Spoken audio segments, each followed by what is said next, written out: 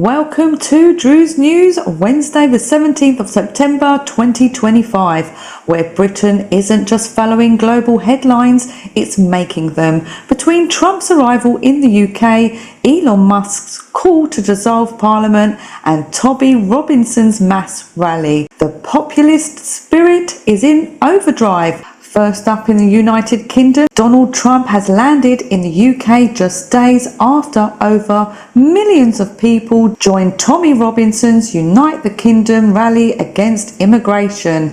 At the rally, Elon Musk stunned Britain's political class by calling for the dissolution of Parliament, echoing populist frustrations with a system seen as broken. Trump's arrival now adds firepower, positioning him as an ally of British sovereignty and populist movements. The outlook, their combined presence is likely to amplify Reform UK and grassroots voices while rattling Westminster. They're disruptors. Britain wanted courage, it got Trump-Musk tag team. Windsor Castle projection. In a late night stunt, Windsor Castle was lit up with projected images of Donald Trump and Jeffrey Epstein.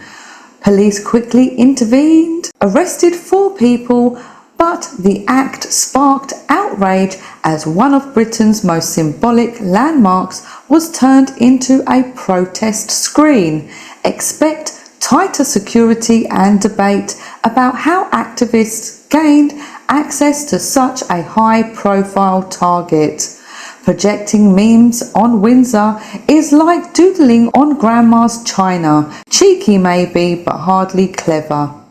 In the United States, Trump strikes on cartels. President Trump announced a second strike on Venezuelan narco-terrorist vessel in international waters. According to Trump, 3 cartel members were killed. Supporters praised the move as decisive action against organised crimes, while critics warned of escalations. Expect more of these fast, unilateral strikes as Trump signals toughness on security. Trump sinks boats. Sometimes leadership is that simple. The nation continues reeling after conservative activist Charlie Kirk was gunned down while speaking at Utah Valley University. Prosecutors are seeking the death penalty for the suspect, whilst VP J.D. Vance hosted the Charlie Kirk show from the White House,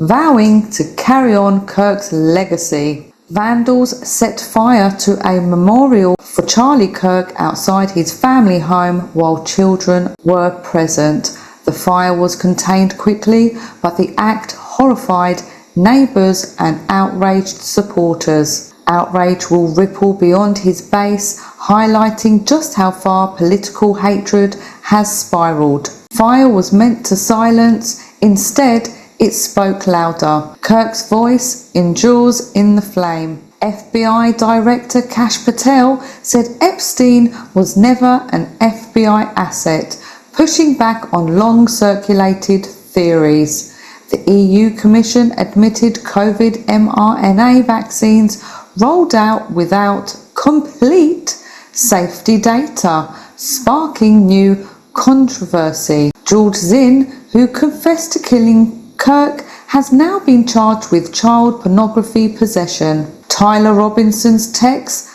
confessing to Kirk's killing were released publicly. An ABC News reporter described messages between Kirk's killer and his boyfriend as touching, prompting outrage.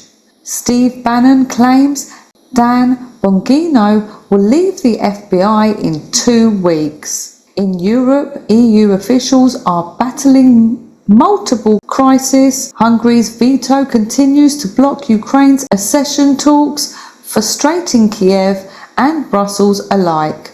Meanwhile, Microsoft agreed to unbundle Teams from Microsoft 365 to avoid antitrust fines. The European Parliament condemned Israel's blockade of Gaza, citing famine conditions while Sweden pledged to raise military spending to 2.8% of GDP by 2026. The outlook: the EU faces strain as it juggles enlargement, big tech regulation and foreign policy crisis. Brussels' unofficial motto: progress pending member approval. In Iraq, authorities uncovered a plot to assassinate Patriotic Union of Kurdistan leader Pavel Talabani, which security forces shot down a drone near Baghdad's Green Zone. In Kabbalah, millions gathered peacefully for Arbeen, one of the world's largest pilgrimages. Meanwhile, Hyundai signed a $3.1 billion contract for a seawater treatment plant to support oil production. Iraq shows flashes of modernization even as instability and fractional rivalries remain. Iraq lives in two worlds: billion-dollar contracts by day, drone alerts by night. In Vietnam's budget carrier Vietjet is finally set to receive its first Boeing 737 MAX after years of delays, boosting US-Vietnam trade ties. A viral video mischaracterized a Hanoi parking lot fire as a Cambodian disaster, stoking misinformation in the region. Meanwhile, air pollution in Ho Chi Minh City spiked, prompting health warnings, and descendants remain barred from re-entering the country. The outlook: Vietnam seeks global integration but continues battling disinformation and urban pressures. Vietnam's skies are opening with Boeing, but its citizens are still choking on the smog. Zimbabwe faces a worsening HIV/AIDS crisis after US funding cuts, leaving vulnerable groups without critical support. Meanwhile, trade ties with Tanzania are expanding ahead of the African Nordic Summit. At home, President Mnangagwa celebrated his 83rd birthday, drawing both celebration and criticism. Growth projections look positive, but public health and governance remain major hurdles.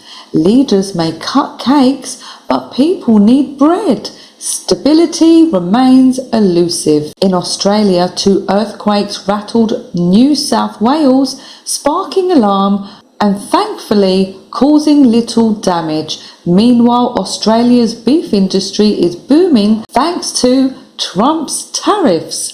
Erin Patterson was sentenced to 33 years for her deadly mushroom poisoning case, and Melbourne tram drivers are headed to Vienna for the first World Tram Driver Championship.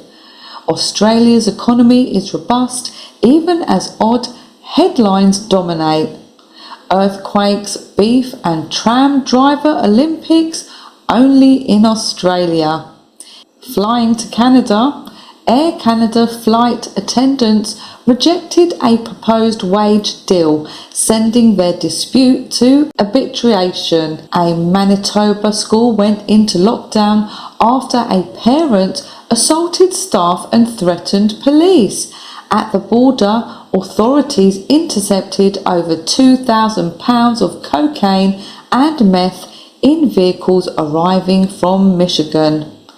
Labour strife and border security dominate Canadian headlines this week. Canada's usually calm waters just got a Hollywood action script. India participated in Zapad 2025 military drills with Russia and Belarus, raising eyebrows in Washington.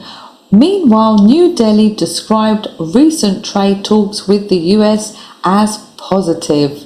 Domestically, protests erupted after a 19-year-old NEET aspirant was murdered in Gorakhpur. And on the cricket field, India crushed Pakistan in the Asian Cup, with captain Surya Kumar Yadav dedicated the win to Pulwama victims. India continues balancing ties between Moscow and Washington while dealing with domestic unrest. Over to tech and speech. Bill Gates pushes AI censorship. Bill Gates has urged that AI should be used to police misinformation online. He described it as striking a balance on free speech, but critics say it's technocratic code for silencing dissent. Gates suggested AI could enforce narratives on vaccines, elections and governance more consistently than humans. Expect this to fuel debate about big tech's role in shaping speech. The real misinformation is pretending citizens can't think for themselves.